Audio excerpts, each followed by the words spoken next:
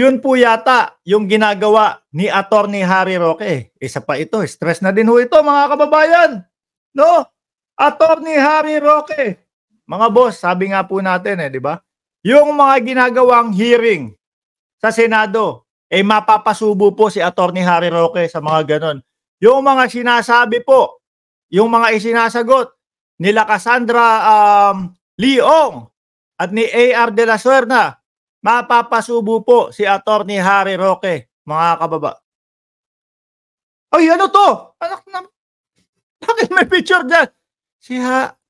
Kwek-kwek. Ano sabi dito?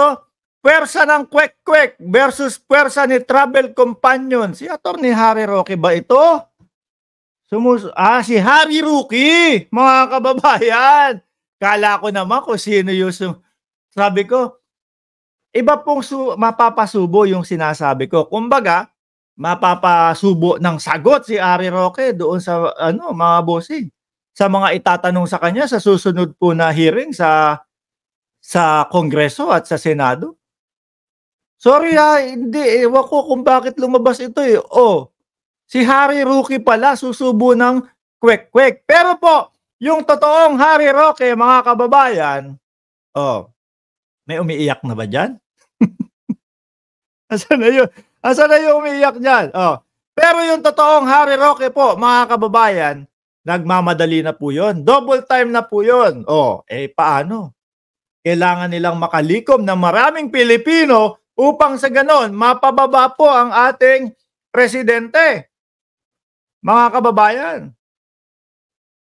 Bakit to? Di ba, tingnan nyo, pagkalabas ng Senado, Kongreso, paano hindi natin na masasabing nagmamadali na? Pagkalabas ng Kongreso, mga kababayan, ni Attorney Harry Roque, rekta doon sa EDSA, nagsisigaw po doon, kasama yung 30 na katao na hindi alam kung ano ang isasagot. Pwersa ng kadiliman at pwersa ng kasamaan. Diba mo, kakarampot lang ho yung tao na yun, mga kababayan. Hindi pa maayos ni Harry Roque yung pagsigaw. Eto naman po, sa kabilang banda, mukhang merong pagpapatawag na naman po si Attorney Harry Roque. Mukhang mag-e-explain na naman po si Attorney Harry Roque. Napasubo na ng tuluyan. Si Harry Roque, kwek-kwek. Eto po, Diba? Wait lang ho, mga kababayan. Ayan po si Harry Roque, mga bossing, no? Play natin to. Kasi po, mga bossing, yung background ng mga tao dyan, mukhang may pupuntahan, no? Mukhang siguro, Diyos ko, anong oras na? 9:00 na. Manonood na ako ng live ni Mark Ramos. Manonood na ako ng live ni Mike Cervera. Manonood na ako ng live ni Direk, ni Takeru Miyamoto, ni Mima Alicia. Manonood na kami. Bahala ka na dyan, Roque. Bahala ka na mag-isa dyan, Roque. Iniwan ho, mga kababayan. Ako ho, naawa Sabi sa inyo, dito, medyo masaya siya Pero dito, malungkot. Ano ba ngayon? Webes! Bakit kayo mag-aalis ng umaga? Mag-aalis? Chris Ulo. Yan, di ba ho? Anong araw ngayon? Anong petsa ngayon? Anong oras na?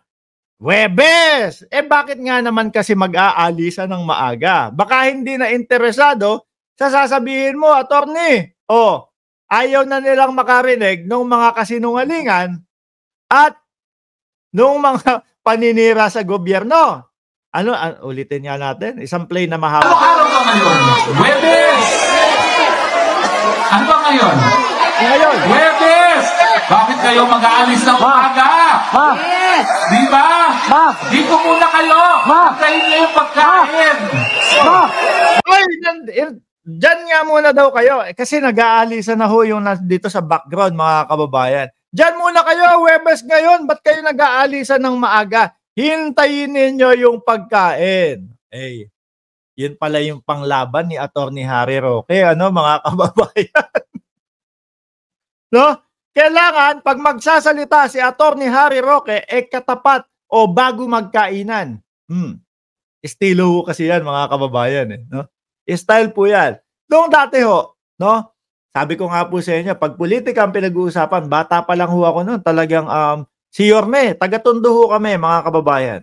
No, ipinanganak ako sa Franco Street, kung hindi ako nagkakamali, 1574. Oh, Franco Street, Corner Pacheco, at Pitong Gatang, Tondo, Maynila. Doon ho ako pinanganak, mga kababayan.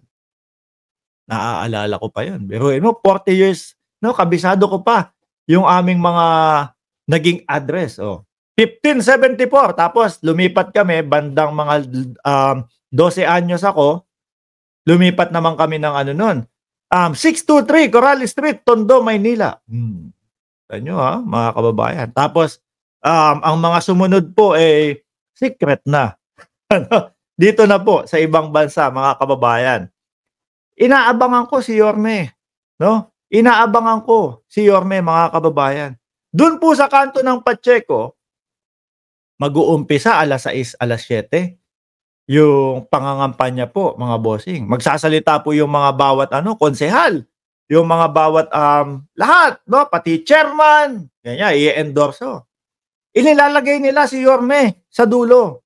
Kasi yun ang hinihintay ng tao, mga kababayan. Ilalagay nila si Yorme upang sa ganon, lahat po nung magsasalita doon sa entablado o sa truck na yon, yung mga truck na may kalahati po tas open na, lahat na magsasalita mapapakinggan.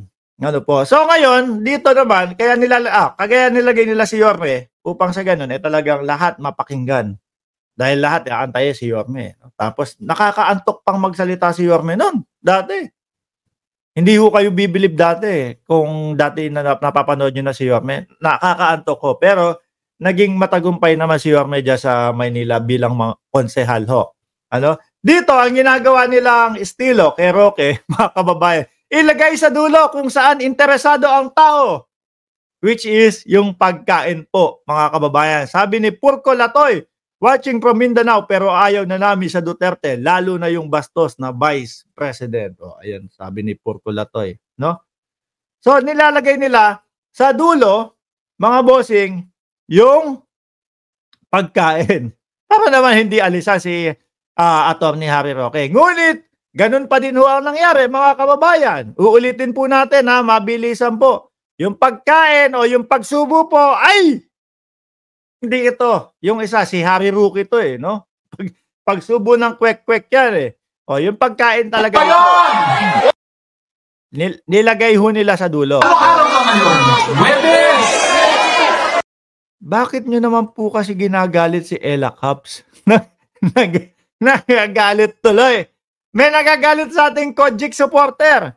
Ligo ka muna dyan. Maligo ka, mainit lang ang ulo mo. Pag naligo ka, yung init ng ulo mo, mababawasan. Hindi ka na din, may stress ka na din ba?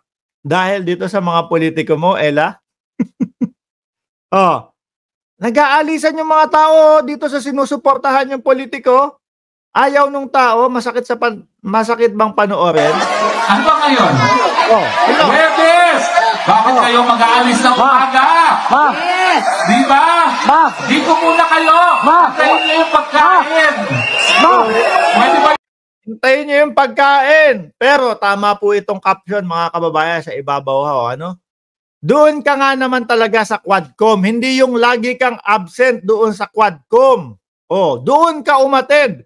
Sure, hindi ka nila iiwanan. Malamang biruin nyo yung Quadcom, mga kababayan. Kaya dapat pinapalakpakan po natin itong mga magigiting na mga congressman Congressman, congresswoman. Biruin mo yung huling hearing, mga bossing. 11 or 12 hours silang nandoon. Para lang po talagang investigahan lahat ng katotohanan, lahat ng dapat malaman ng mamamayang Pilipino. Attorney, pag sa Quadcom ka, naggaganyan, nako, malamang hindi kayo iwanan ng mga yon. Lalo na daw po si Congressman Luistro, Beatrix Luistro. Talagang yun, nako. Doon ho yata nag-isa ng maigi si Attorney Harry Roque, mga kababayan. So, ito po ba yung sinasabi nila, mga bossing, na malakas pa din po sila? Iyan po ba yon, mga kababayan? Na doon sa mga taga-explain nila, yung mga nangunguna ho, dito sa mga mautog-utog nila, wala na ho.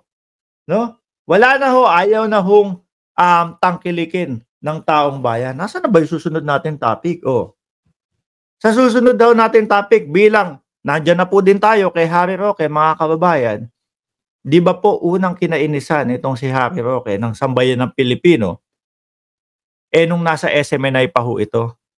Kung ano-ano ho kasi mga kababayan na yung pinagbababalita nila para sirain po ang ating presidente. Oh. So ngayon po mga bossing, hindi na po naniniwala ang taong bayan sa kanila. Ano po, hirap na po silang papaniwalain. Sino-sino sila dyan? Si Roque, si Badoy, Sir Eric, na may nakita tayong nagsusunog ng gulong yung mga Kojik supporter. Sabi ko, nako, hindi kaya ito ay dahilan, no? Hindi ito kaya ay dahilan nung pag-attend o pagpunta-punta o pagdikit nila kay Eric ng SMNI. Kasi yung ugali po ng pagsusunog ho ng mga gulong, mga kababayan.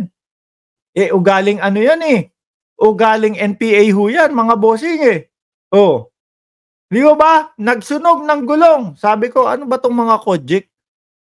Ang babaw naman ng taste nitong mga ito.